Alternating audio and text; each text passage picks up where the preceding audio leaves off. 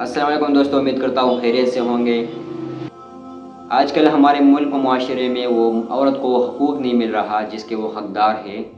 जब बीवी खावन के घर जाती है, उनमें रहता है, खावन के साथ रहता है, जब खावन का ताल्लुक़ उनके साथ ठीक ना हो तो वो कैसे खुश रह सकती है। तो खावन बाज़ लोग ऐसे होते हैं जो अपनी बीवी को कम तर समझते हैं। जब बीवी कोई फ़ैसला करता है कि मशवरे में अपनी राय पेश करता है तो खावन उनसे कहता है कि दफ़ा हो जाओ, कम तर समझा जाता है, उनको ज़लीलपन के रास्ते से उनको देखता है। जितना एक मर्द के हकूक़ है उसी तरह औरत के भी हकूक़ हैं। मौलाना अकबर हक्कानी ने बहुत अच्छी बयान की है, पश्तो ज़बान में की है। उम्मीद है आप अच्छे समझ जाएंगे। आखिर में मैं अपनी पैगाम भी जारी करूँगा, तो आप ये वीडियो ज़रा देख लें, इससे सबक आमूज़ हासिल करें।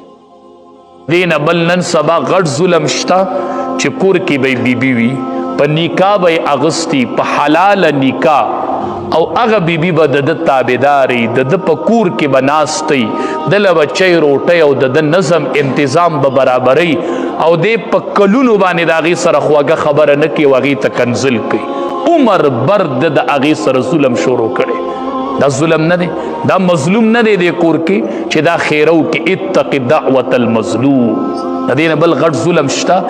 دا کله شل کالی کله دیرش کالی د چا سره د بیبیانو شل کلونه وشول، د چا سره دیرش کلونه وشول چې دیرش کاله هغه ستا په کور کې ناسته ده او ته خوږه خبره نه کوې، خوږه خبره ورسره نه کوي او ظلم ورسره شروع دی او معلقه دی ساتلې ده او تنګه دی په کور کې راوستې ده.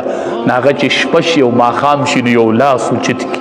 ډېر خلق نن سبا چې مشکل کې نښتې دی خاوندان، د هغې غټه وجه دا ده چې د هغې په خلاف ښځو لاسونه اوچت کړي دي. دی وایي دا خو زما څه مور نه ده چې ما ته خیرې کوي چې قبولي به شي، دا خو مې مور نه ده، زما مور دی نه ده خو مظلومه ده.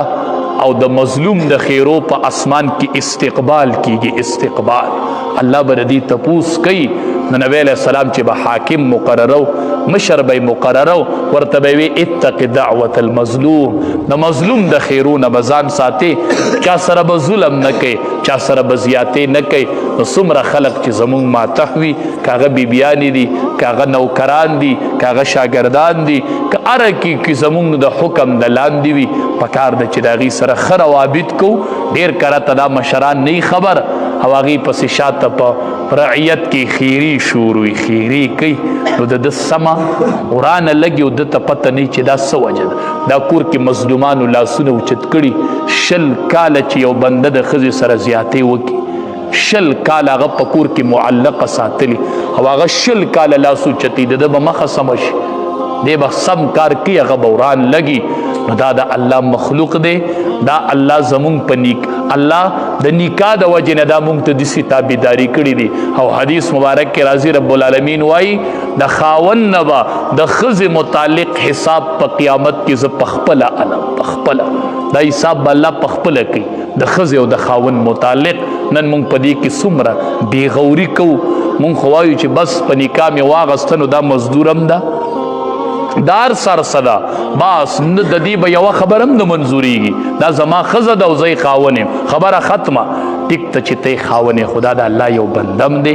په دې نیت هم ګوره چې دا یو د الله بنده دی. ستا به هم یوه خور د چا په کور کې واده، ستا به هم یوه لور د چا په کور کې واده. نو که د هغې سره داسې ظلم کېږي ته به خوشحاله، نو هلته مور او پلار ټوله محله د دې د لاسه ټول کلي بګړاویږي. تو آپ لوگوں نے یہ بیان پورا سن لیا.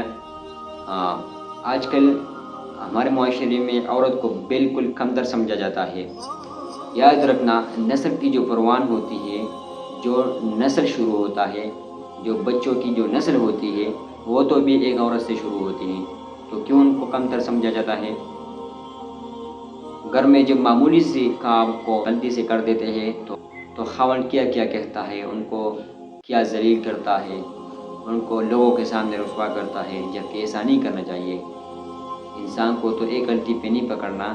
آج تک اللہ تعالیٰ نے کسی ایک انسان کو غلطی پر ان کو گرفت کیا ہے، ان کو پکڑا ہے، تو پھر ہم کیا چیز ہے جب کسی سے غلطی ہو جائے تو ہم ان کو ذلیل کرتے ہیں، ان کو رسوا کرتے ہیں. تو خاوند کو بھی برداشت کرنی چاہیے.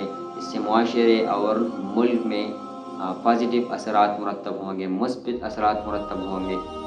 جبکہ دونوں کے درمیان صبر برداشت ہو تو معاشرہ ترقی پذیر ہوگا، ہمیشہ ترقی کرے گا. عورت کو بھی حقوق ملے گا، مرد کو بھی حقوق ملے گا. جبکہ مرد ایسے کام کرتے ہیں تو ترقی تو کیا، اسے اس کے گھر میں خوشحالی بھی نہیں ہو سکتی.